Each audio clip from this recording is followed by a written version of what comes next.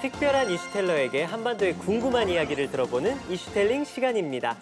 네, 지난 10일 드디어 새 정부가 출범했습니다. 맞습니다. 그만큼 새로운 남북 관계가 굉장히 기대되는 상황인데요. 새 정부가 들어선 만큼 북한에서도 자기 협상력을 높이기 위해서 군사 도발을 하는 게 아닐까라는 우려도 함께 나오고 있거든요. 최근 북한에서 열린 열병식 때 신형 무기를 다 가지고 나와서 무력 과시를 하기도 했잖아요. 또 핵 무력, 핵 전투 등 핵을 7번이나 언급하며 핵 선제 공격을 시사하기도 했죠. 네, 맞습니다. 이 말씀처럼 요즘 김정은 위원장이 계속 핵 무력을 강화할 것이다. 네. 라고 강조를 하면서 국민들의 불안감 역시 커지고 있는데요. 그래서 오늘은 도대체 북한의 핵이 어느 정도길래 이렇게까지 한반도 긴장을 고조시키고 있는 건지 네. 제대로 알아보려고 합니다. 이 이야기 함께 나눠줄 분은요. 아산정책연구원 외교안보센터 양욱 박사님 모셨습니다. 안녕하세요. 안녕하세요.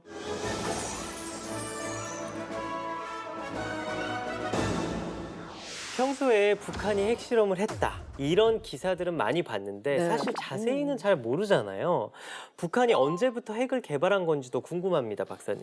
북한이 핵을 군사적으로 언제 개발했냐라고 질문하신다면은 80년대부터 공식적으로 그렇게 노선이 변경됐다고 보시면 될 겁니다. 아. 그러니까 뭐 이전까지는 네네. 핵의 평화적 사용이다라고 하는 그런 어떤 가장 속에서 핵을 개발했다고 한다면 네. 80년대부터는 본격적으로 이걸 무기로 쓰겠다라는 의도로 개발했다. 이게 뭐 사실은 또 이 80년대라는 시기 자체가 냉전이 거의 끝나가는 시기였고요. 특히나 소련이 붕괴하기 직전에도 이미 소위 그 소련의 위성 국가 같은 국가들, 특히 그 중에서도 독재 국가들, 네. 자 이런 데서는 뭐 차우세스크 같은 그런 독재자들이 역사 속으로 사라져갔죠. 김일성도 그리고 그 아들인 김정일도 똑같은 고민을 할 수밖에 없었고 예. 결국은 핵이라는 방법에 이제 목을 맬 수밖에 없게 된 것이죠. 네. 이 공식적으로 냉전의 종식이다라고 하면은 1989년이었나요? 그렇죠. 몰타섬에서 네. 미국의 부시 대통령이랑 소련의 고르바초프 대통령이 정상회담을 하면서부터 이제 냉전은 끝났어라고 좀 판단을 하게 된 것 같은데 그럼 그때부터 핵 개발이 이루어졌다라고 보면 될까요? 아닙니다. 북한의 핵 개발은요. 사실은 그 6.25 때부터 결심을 했다라고 보셔야 됩니다. 아니 잠시만요, 박사님. 6.25 전쟁이요? 그건 냉전 종식보다도 한참 이전의 일이잖아요. 네. 게다가 전쟁 당시에도 군사적으로는 오히려 대한민국이 열세였다고 알고 있거든요.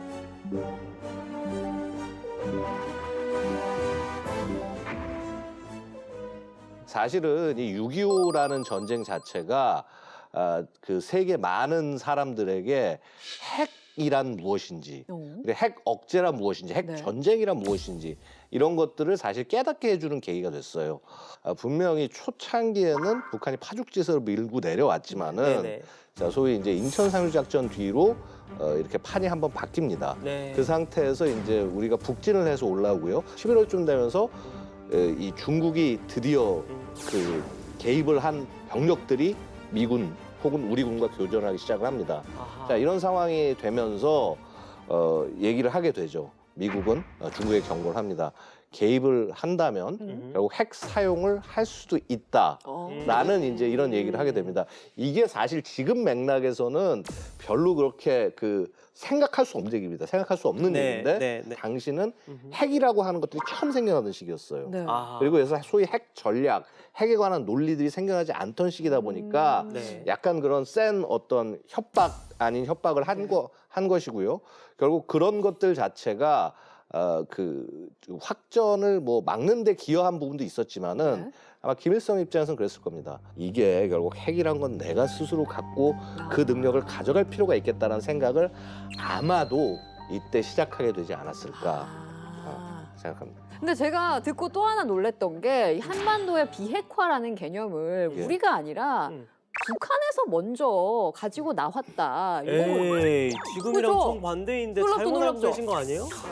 이게 그 사실 말씀이 맞으세요. 아, 북한이 비핵화 얘기를 먼저 할 수밖에 없었습니다. 아. 예, 이제 이 연유가 있습니다. 뭐냐면은 6.25 전쟁 동안 굉장히 많은 병력들이 여기 대한민국에 모였었겠죠, 네. 그렇죠? 자 그러다가 자 이제 빠져나가야 됩니다. 빠져나가야 되는데 북한에 비해서 역시 병력이나 능력이 부족한데 네. 어떻게 지켜야 될까? 음. 여기서 미국이 꺼내든 답이 전술핵이었습니다. 아. 그래서 사실 이 접근은요 한반도에서만 한 게 아니라 미국이 똑같이 유럽에서도 합니다. 즉 아. 나토 지역에서도요.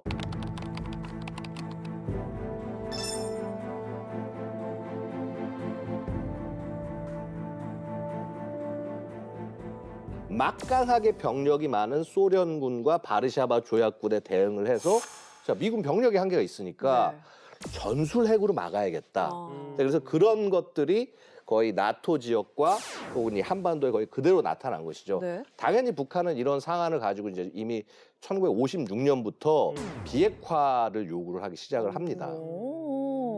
그렇군요. 아니 그렇게까지 비핵화에 열심이었는데 도대체 왜 갑자기 태도가 이렇게 바뀐 건가요? 달라도 너무 다르잖아요. 그러니까 이렇게 보시면 됩니다. 즉 내가 없을 때는 그치. 그치. 상대방이 가지고 있는 거는 절대 용납을 못하지만 아하. 내가 갖고 나면 너는 가지면 안 돼. 이거 그치. 너무나 유치하지만은 당연한 접근이라고 말씀드릴 수가 있어요. 아, 그렇군요. 기본적으로 북한 입장에서는 음. 그 미국이 지금 한반도에 주둔하고 있다는 것만 해도 속이 타는 그런 일인데 네네. 거기에 전술핵까지 같이 들어와 있다라고 오. 하니 아하. 자 이제는 그 전면전적인 접근 그래서 뭐 남침 이런 것들을 하기 되게 어려운 상황이 되는 거죠. 그런 맥락이라고 말씀을 드릴 수가 있습니다. 아마 저희는 태어나기 전이었지만 네, 네. 60년대를 경험하신 어르신 분들이라면 네. 그 소련과 쿠바가 어떤 관계를 맺었고 아. 쿠바가 어떤 것을 가졌는지 기억을 하실 거예요. 네.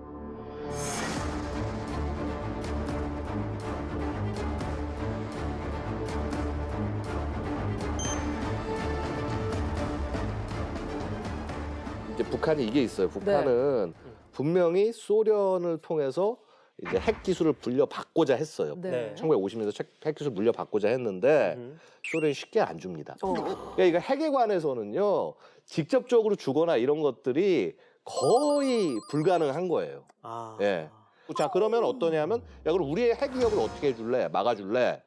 그게 소위 우리가 얘기하는 핵우산이라는 개념입니다. 아. 핵우산이 뭐냐면 그러니까 내가 핵을 못 갖는 나라들이 내 동맹 혹은 나의 어떤 바운더리 안에 있으면 내가 핵 능력을 우산처럼 펼쳐서 너를 지켜줄게. 네. 미국의 핵우산에 대한민국이 있었던 것이고요. 아하. 그다음에 소련의 핵우산에 북한이 포함이 됐던 거죠. 네. 자 그런데 자 보십시오. 이 우산이라고 하는 것이 필요할 때 펴줘야지 의미가 있지 않습니까? 그렇죠. 그 뭐 비 내리는데 뭐 이 안 펴지면 버려야죠, 그렇죠? 그렇죠. 자 그런데 바로 그런 사건이 벌어집니다. 그것이 바로 쿠바 미사일 위기인 거죠, 그렇죠? 아. 사실은 쿠바 미사일 위기는요 소련이 스스로 시작을 한 거예요. 뭐냐 하면은 이게 미국 옆에 있는 쿠바에다가 핵미사일을 갖다 놓겠다고 막 자재들 지어놓고 뭐하고 배로 싣고 오고 있는데 이제 미국 얘기한 거죠. 또 여기다 핵을 갖다 놓으면은 이제 너랑 나랑 전쟁이야. 어. 그냥 전쟁도 아니고 핵 전쟁이야. 전쟁이야. 예, 이렇게 얘기를 하니까 소련이 고민하다가 한 발짝 물러납니다. 네. 그런데 그렇게 소련이 물러나는 모습 북한에게 어땠을까요? 충격이죠. 충격이죠. 우리를 지켜줄 우산은 없다. 그렇지. 그렇죠. 자 그럼 어떻게 해야 되죠? 우리가 가져야겠다? 우리가 만들어야겠다. 아. 그렇구나. 네. 아니 쿠바 미사일 사건 이후에 본격적인 북핵 갈등도 시작된 셈이네요. 그런 거네요. 맞습니다. 사실은 이제 그게 굉장히 북한에게 있어서 좀 더 핵 개발을 절실하게 만든 계기가 됐다라는 거죠. 그럼 갑자기 궁금한 네. 게 강대국이나 전쟁을 치렀던 몇몇 나라만 핵을 가지고 있을 정도로 핵 개발이 어렵다고 알고 있잖아요. 또 핵 개발을 하려면 플루토늄이나 우라늄 같은 원료도 있어야 그쵸. 되고요. 북한은 도대체 아니 먹고 살기도 힘들어 죽겠는데 그걸 어디서 입수해가지고 어떻게 개발한 거예요? 자 우라늄을 사오려면 힘들겠죠. 네. 우라늄은 또 그냥 내가 사고 싶다고 살 수 있는 게 아닙니다. 그렇죠. 예. 핵 공급자 그룹에 가입된 그런 어떤 협약이나 이런 것들을 통해 가지고 해서 그렇게 받을 수가 있어요. 네, 네. 네. 그래서 아무 나라한테는 파는 게 아닙니다. 그렇겠죠. 그렇죠. 근데 그렇죠. 자 문제는요 이렇습니다. 지금 아마 그런 루머 들어보셨나요? 북한이 네. 세계 최대의 우라늄 광산을 가지고 있다. 네? 예, 매장량이 세계 최대라는 얘기를 해요. 그래요? 자, 그럼 이거- 우리도 그럴 수 있는 거 아니야? 그러네. 근데 이거 네. 검증이 아직 안 된 얘기예요. 그렇구나. 검증이 안 된 얘기인데 가설이구나. 북한에 있는 우라늄이 무려 400만 톤에 이른다는 얘기를 해요. 400만 돈이요. 예, 400만 톤. 400만 톤이면 어느 정도인가요? 400만 톤이 사실 안 많아 보일지 모르는데요. 우라늄 매장량 세계 1위라고 하는 공식 국가는 호주예요. 아 진짜요? 예. 오. 근데 호주가 170만 톤입니다. 그래서 예, 예. 북한이 네. 400만 돈인데. 그래서 아직 믿을 수 없다는 겁니다. 이게 누가 아. 가서 서베이를 한 거나 조사를 한 게 아니고요. 자, 그다음에 우라늄 광이 크다고 하더라도 광산 자체가 크다고 하더라도 광 질이 얼만큼 좋냐도 중요해요. 이 안에 얼만큼 우라늄 성분이 많이 들어있냐도 그렇죠. 중요하기 때문에 아직 그런 것들이 검증이 안 됐기 때문에 모르는 겁니다. 하지만 그 황해도 평산 지역에서는요 우라늄 그 광산이 있어요. 그래요? 예, 우라늄 광산이 있고 경제성이 어떤지를 떠나서 네. 그것을 가지고 우리가 연료에 쓰건 혹은 무기에 쓰건 필요한 우라늄을 만들어낼 수 있다는 거죠.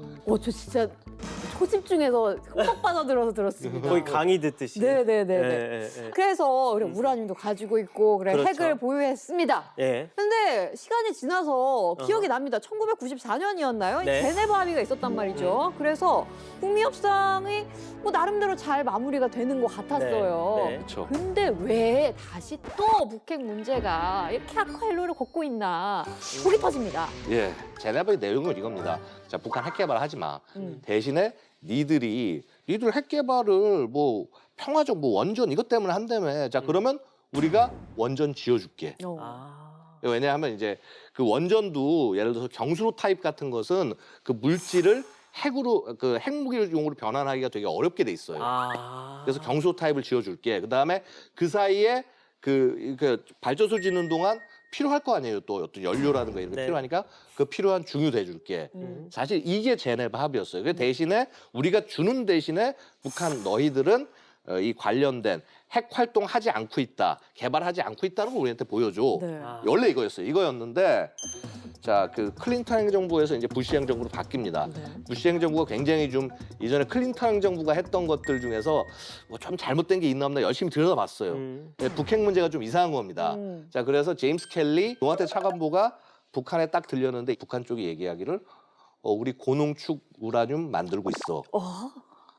그러니까 한마디로 약속을 어긴 거예요. 그러네요. 예. 이러니까 난리가 난 거죠. 미국이 네. 이제 제재하겠다 난리를 치고 목소리를 높이니까 자, 원래 그런 말이 있죠. 왜 방귀 낀 사람이 승질낸다고. 네. 그렇죠, 그렇죠. 예.